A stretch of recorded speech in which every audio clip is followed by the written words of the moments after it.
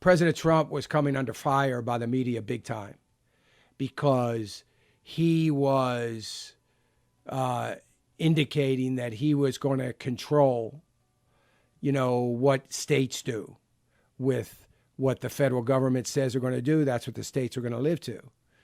And then about a week or so later, after all that, he said, okay, we're going to leave it up to the governors. That's where it should be. I want the governors to do it. And now I guess that's being reiterated. Now, Sam Case from our FISM News. Sam, I guess the president is reiterating that point that it's the governor's responsibility. What's going on with all that? So if you remember at the beginning when the coronavirus really came to the forefront, there was this initiative by the Trump administration. It was called the 15 days to slow the spread. If you remember, Mike Pence and Dr. Fauci were always holding up this little piece of laminated paper that had these guidelines on it, like wash your hands, stay home if you're sick, if you're older Americans, stay home, and if you can telecommunicate to your job, do that. Those types of guidelines. And that's also what initiated all this social distancing and was basically the policy behind the lockdown. I shouldn't say policy. It really was guidelines because states still did what they more or less wanted to do under those situations. But it was instructions from the federal government. That was then increased to another 30 days. So it really became 45 days to slow the spread. Donald Trump, we have today reached the end of those 45 days to slow the spread. And Trump is quietly ending this. He's saying, this is now in the state's hands because they did take our advice with these slow the spread ideas, and now he's like, I'm fully transitioning this over to the state. So each state is going to have to come up with their own ideas of what they should be doing, as it should be, because, we were talking about this during the break, that New York is different from Montana, so each state is going to have to figure out the rules, and it's just not appropriate anymore for the federal government to be telling the states what to do. There is CDC guidelines for opening up, just giving recommendations, and again, these are more or less guidelines, and the states will have to go from there and decide what is best for their economy, their case count, and their people ultimately.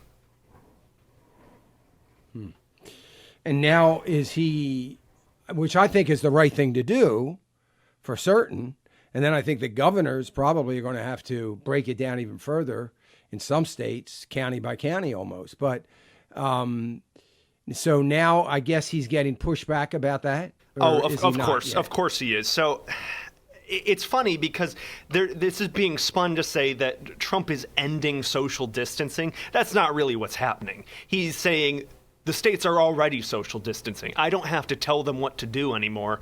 I'm going to leave it up to them. But of course, this is being spun to say that Trump is saying that the coronavirus isn't a big deal and this is going to become more chaotic because each state is going to do its own thing. Each state's already been doing its own thing. Like we've been saying, the federal government has been fairly standoff with what the states specifically are going to do. And this is more or less just broadening that, which we will have to do to go forward. The federal government can't be telling the states how to handle this forever, indefinitely. That's just unrealistic. Right. But the liberals are setting themselves up for blaming Trump if it all goes sour by the states. There has been this interesting situation where when Trump gives responsibility over something to the states, they say that he's not being a leader. When Trump says that something is under his authority, they call him a dictator. So there's really nothing that he can do in this situation to make them happy. If you don't like Trump, you're not going to see anything that he does in this situation as correct. But then, of course, you have other people that everything Trump does is correct in this situation. It is interesting. I thought that this virus would break down political barriers, but it really just seems to have reinforced them. I don't know. Maybe it's just because political ideologies are safe. So when you're in a scary situation, you're just going to revert back to your ideology and reinforce that because it's something comforting. I'm not really sure, but it is interesting to observe the flip-flopping that we're seeing. Well, what generally happens is, a crisis always has a sense of unity, but it's a question of how long it lasts because so much of the time, the unity is just a bunch of politicians chafing at the bit to say what they really want to say and know they can't because of the crisis. and then they postpone it. So it just tends to be a temporary postponement of all the criticism and all the divisiveness that goes on, and that's what's happening. Hey, remember to click the subscribe button right here on the screen, and don't forget to hit the notification bell so you'll be notified when new content is added. And more importantly than anything, you don't want to miss all 3 live hours of Financial Issues every day from 9 to noon. And you can watch it on FISM.tv. That's FISM.tv.